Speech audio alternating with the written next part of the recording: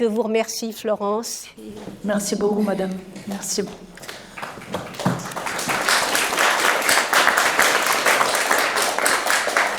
Vous avez dit le mot qui est celui de résistance. Et je dois constater que cette salle est pleine. Et ça, c'est très rassurant. Vous avez ici des personnes donc menacées de mort. Il y en a au moins 2. Il y en a au moins une qui est sous protection policière. Et vous venez quand même. Et ça, c'est vraiment très rassurant. Moi, ça me réconforte, ça me permet de continuer en fait mon travail. Donc vraiment, je vous remercie de votre présence. Sachez que par exemple, je devais faire une conférence à Bruxelles la semaine prochaine, et bien elle a été purement et simplement annulée. Que les conférences que nous donnons au Café Laïque Bruxelles avec Fadila Maroufi, qui est là-bas, qui filme La Voix debout. Bravo. Je vois à chaque fois donc sa salle de plus en plus clairsemée parce que les gens ont peur. Et donc ils ont peur et ils se taisent en fait. Ils se taisent et ils se tairent. Ici, c'est pas le cas. Donc c'est vraiment réconfortant. Voilà. Alors, ce que j'ai essayé de faire dans ce livre qui m'a valu donc bien des reproches et donc des menaces, c'était d'essayer d'expliquer ce qu'il y avait dans la tête des frères musulmans, et notamment des frères et des 2 ou 3, voire maintenant 4 générations qu'ils ont rééduqués, réislamisés, donc à partir des années 70, ils commencent à penser leur projet dès les années 1960, et à partir des années 1970, ils réfléchissent très concrètement à la façon dont ils vont le mettre en œuvre. Ça va donner l'ex-Union des organisations islamiques de France, qui s'appelle aujourd'hui Musulmans de France, et qui est la vitrine des frères musulmans. C'est tout à fait attesté dans plusieurs travaux, même si bien sûr il nie toute appartenance à cette confrérie ultra secrète. C'est une confrérie qui n'est pas secrète en pays musulman parce qu'ils sont impliqués dans la vie politique. En revanche, en France et en Europe, cette confrérie est strictement secrète. Pour vous expliquer un petit peu la structure, je vais aller très vite là-dessus, il y a d'abord un noyau dur qui est peut-être des dizaines de milliers de frères musulmans assermentés, et puis il y a à la périphérie donc ce qu'on peut appeler les membres affiliés, et qui auront pour rôle très important d'entrer dans la société et de faire des liaisons avec cette société, de l'infiltrer, mais aussi d'apporter les éléments extérieurs qui permettent de nourrir la confrérie, donc aussi les moyens financiers. Tout cela, je le développe dans ce livre en mettant en lien l'idéologie confrérique donc de Hassan el-Banna, son fondateur, mais aussi d'un autre personnage très très intéressant et parfaitement oublié parce qu'il n'est pas arabe, qui est Maoudoudi, qui est indo-pakistanais et qui est, si vous voulez, l'ingénieur du système islam. C'est-à-dire c'est lui qui va développer l'idée que les éléments de l'islam sont tous interdépendants, qu'ils font système, et donc à partir du moment où on en prête un élément de ce système, eh bien, on va être naturellement conduit à retrouver tous les autres. Donc quand on rentre dedans, eh bien, finalement, il est très difficile d'en sortir. Je ne vais pas aller sur ces questions un peu techniques, mais c'est pour vous dire que c'est un mouvement intellectuel, c'est un mouvement de pensée. Alors il y a ces 2 personnages, Maoudoudi et El-Kardaoui, que vous avez peut-être vu sur les réseaux sociaux. On le présente comme un personnage grossier, antisémite, misogyne, etc. Oui, il y a ça chez lui, mais il n'y a pas que ça, malheureusement. C'est aussi un penseur, un véritable penseur. Même si on peut désapprouver et être horrifié parfois par ce qu'il dit, c'est un homme qui réfléchit. Et ça n'est pas une bonne chose de prendre les frères musulmans pour des idiots ou des imbéciles, parce que pendant ce temps-là, ils travaillent de façon acharnée. Il faut prendre les frères musulmans, quand je dis les frères, c'est donc les frères musulmans de la confrérie et tous ceux qu'ils ont formés, très au sérieux.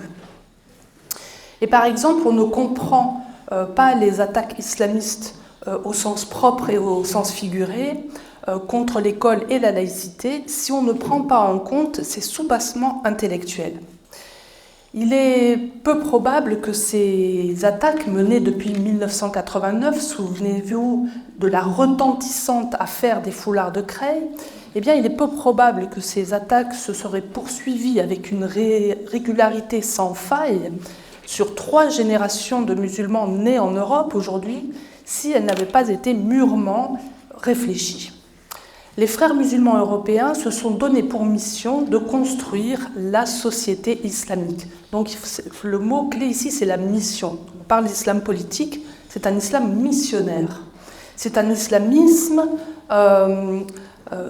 légaliste, c'est-à-dire qu'il veut agir à l'intérieur de la loi, du cadre légal, en subvertissant le droit, c'est-à-dire en modifiant le droit par les moyens du droit. Les frères musulmans se sont donnés pour mission de construire la société islamique avec les armes des sociétés occidentales auxquelles ils pensent pouvoir apporter la guidance, la morale et le sens qui manquent à cette société. Les frères pensent ce qu'ils font et ils font ce qu'ils pensent avec une patience redoutable. Ils ont un projet à très long terme, c'est le plan de Dieu, ça n'est pas une conspiration, c'est comme dans toutes les religions prosélytes, il y a un plan, une volonté de Dieu de guider les hommes vers un plan, vers un projet.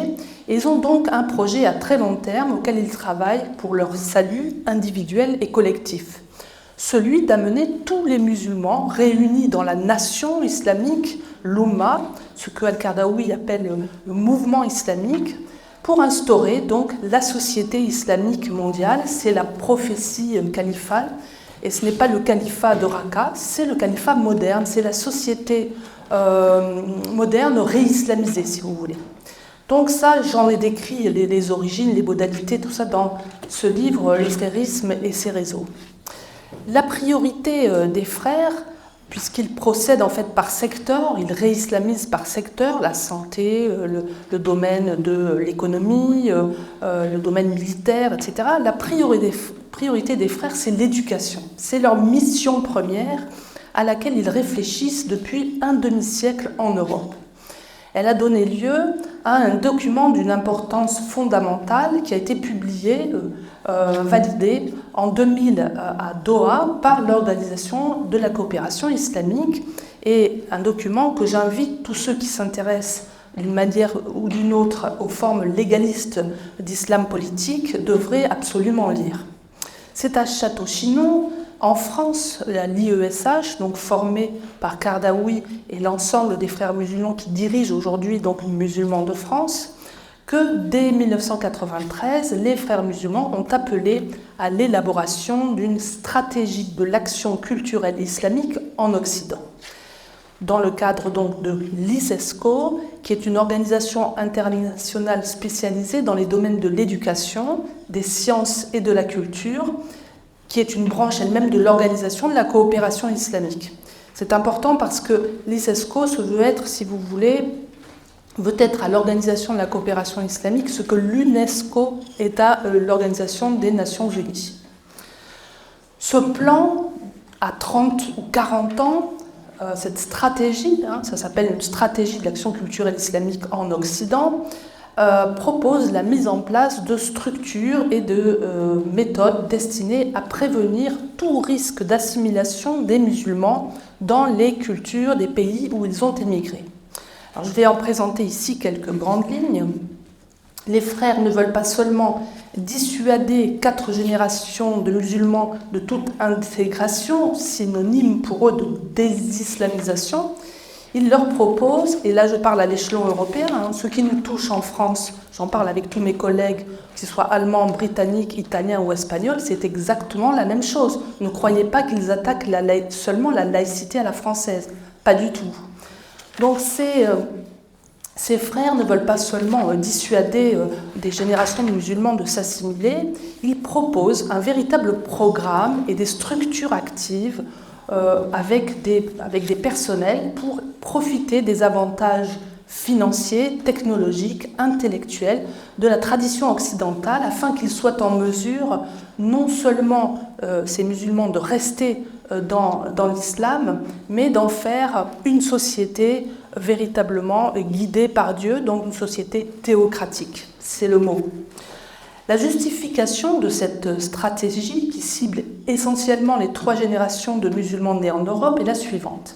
L'éducation doit contribuer à l'amélioration de la qualité de vie des musulmans, à une meilleure adaptation à leur environnement, tout en leur permettant de donner une image positive de l'islam. Alors, le document, en fait, étant public, que vous pouvez voir sur Internet, est rédigé en anglais et je crois aussi en français. Le terme d'appel ou d'invitation à l'islam, qui serait jugé trop prosélyte, est remplacé par des phrases comme diffusion d'une image positive, etc. Mais en fait, il faut toujours lire ces documents des frères avec leur intention finale. Et c'est là qu'on voit que l'image positive de l'islam, en fait, c'est l'islamisme, c'est-à-dire leur façon de concevoir l'islam. Et l'ensemble donc du document traduit des termes en langage occidental de façon à ce qu'il ne choque pas le lecteur, et ces mots sont empruntés généralement au champ sémantique multiculturel. Ils s'inspirent énormément de la sociologie, de l'intégration, de la culture, etc. Donc tout est traduit en fait, tout est traduit. Ils ont fait un travail colossal de traduction de leurs sources en des termes qui sonnent bien, qui nous endorment en fait tout simplement. Et ils ont d'ailleurs été aidés, j'en parlais tout à l'heure avec une association catholique, ils ont été aidés par les prêtres catholiques dès les années 90 pour en fait dans le cadre de cercles islamo-chrétiens. Et ils apprenaient ils apprenaient le vocabulaire des curés, des prêtres, pour essayer de mieux se déployer dans la société.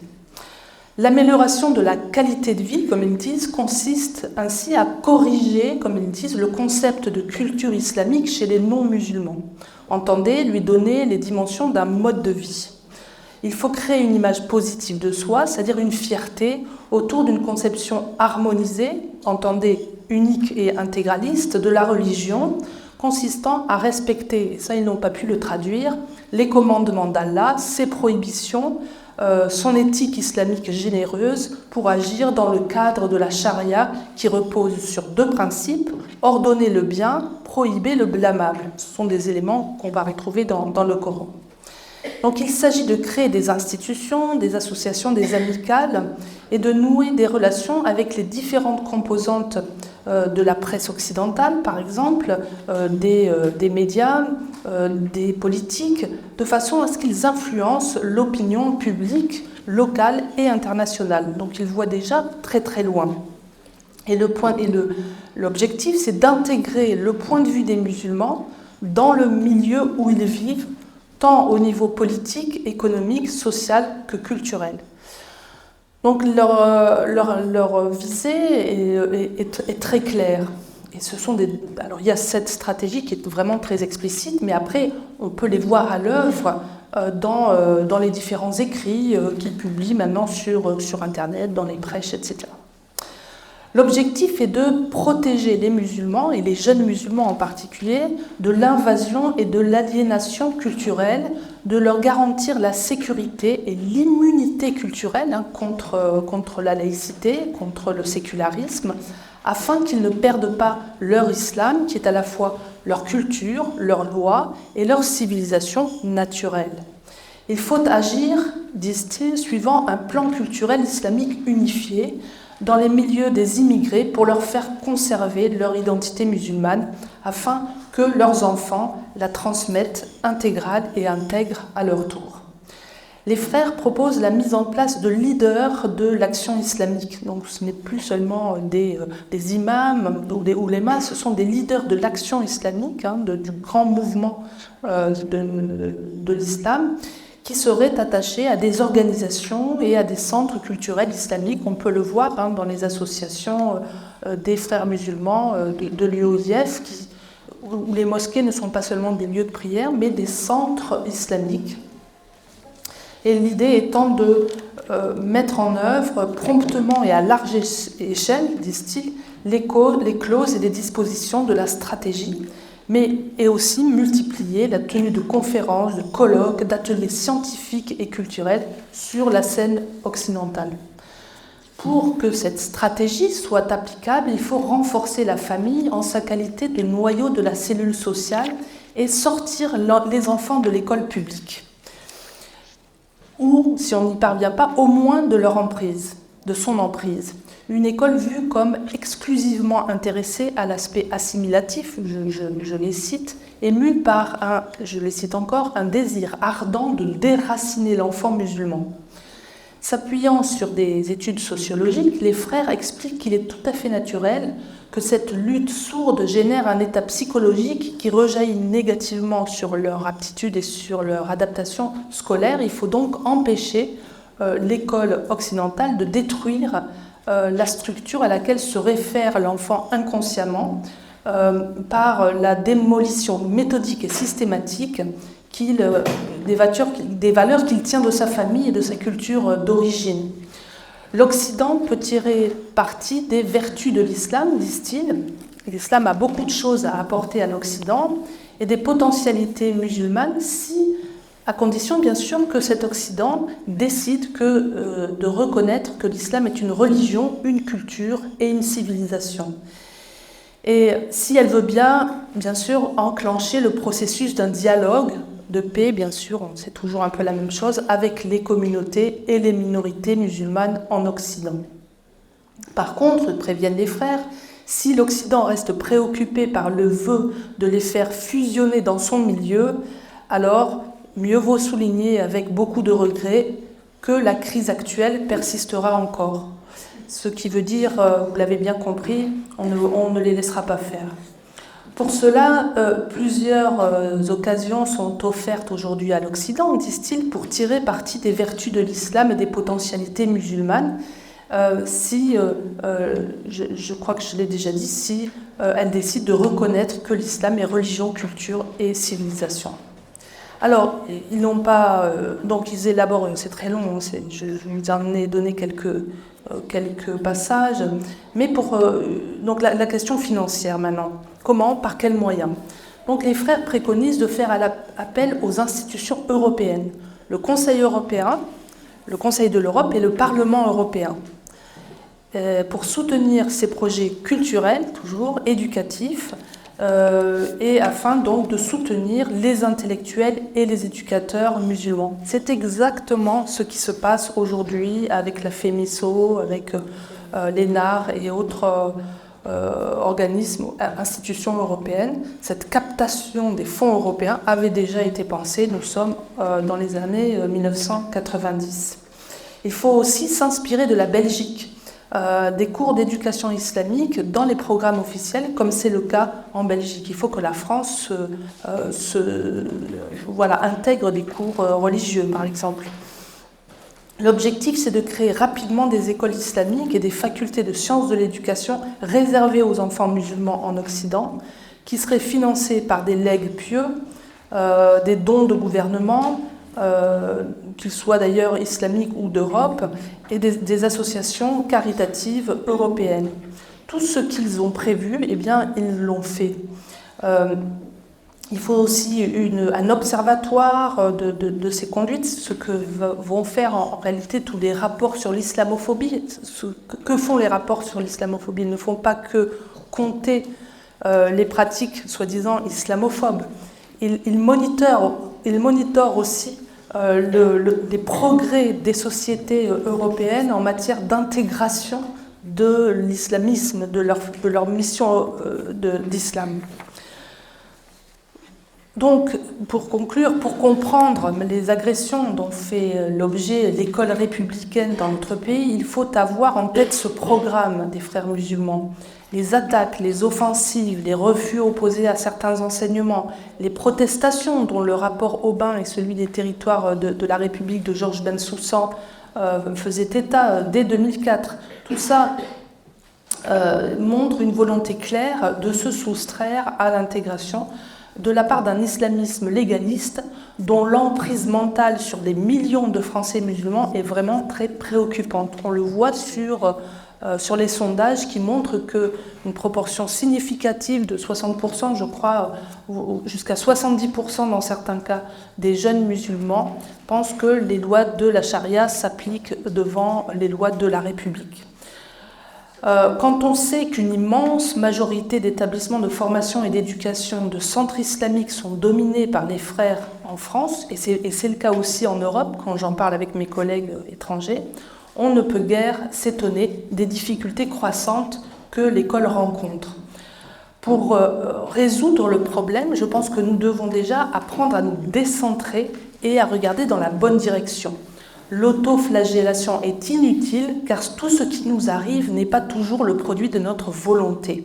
Les frères font ce qu'ils disent et disent ce qu'ils font. Il faut les écouter.